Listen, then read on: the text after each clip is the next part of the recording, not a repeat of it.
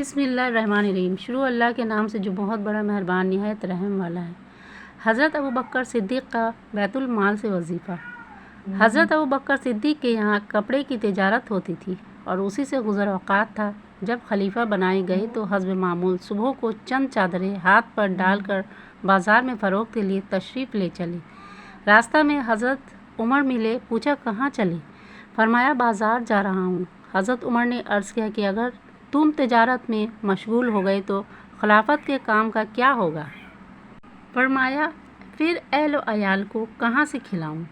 عرض کیا کہ ابو عبیدہ جن کو حضور صلی اللہ علیہ وسلم نے امین ہونے کا لقب دیا ہے، ان کے پاس چلے، وہ آپ کے لیے بیت المال سے کچھ مقرر کر دیں گے۔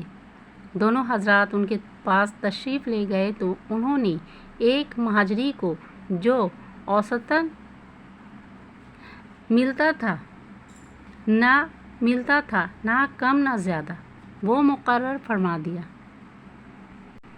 ایک مرتبہ بیوی نے درخواست کی کہ کوئی میٹھی چیز کھانے کو دل چاہتا ہے۔ حضرت ابوبکر صدیق نے فرمایا کہ میرے پاس تو دام نہیں کہ خریدوں۔ اہلیہ نے عرض کیا کہ ہم اپنے روز کے کھانے میں سے تھوڑا تھوڑا بچا لیا کریں، کچھ دنوں میں اتنی مقدار ہو جائے گی۔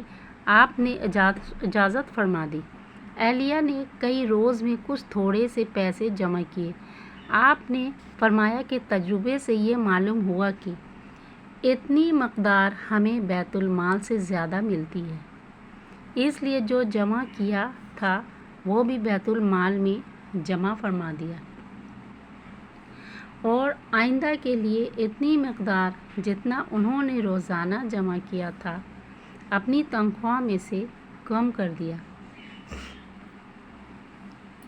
اتنے بڑے خلیفہ اور بادشاہ پہلے سے اپنی تجارت بھی کرتے تھے اور وہ ضروریات کے لیے کافی بھی تھا، جیسا کہ اس اعلان سے معلوم ہوتا ہے جو بخاری میں حضرت عائشہ سے مروی ہے کہ جب حضرت ابوبکر خلیفہ بنائے گئے تو آپ نے فرمایا کہ میری قوم کو یہ بات معلوم ہے کہ میرا پیشہ تجارت میرے اہل و عیال کے خرچ کو ناکافی نہیں تھا، لیکن اب خلافت کی وجہ سے مسلمانوں کے کاروباروں میں مشغولی ہے، اس لیے بیت المال سے میرے اہل و عیال کا کھانا مقرر ہوگا۔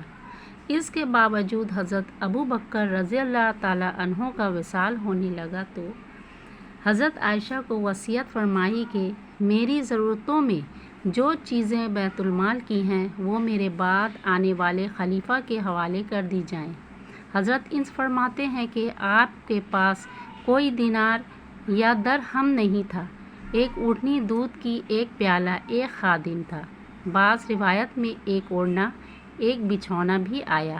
یہ اشیاء حضرت عمر کے پاس جب نیابت میں پہنچی تو آپ نے فرمایا کہ اللہ تعالیٰ ابوبکر پر رحم فرمائے کہ اپنے سے بعد والے کو مشقت میں ڈال گئے۔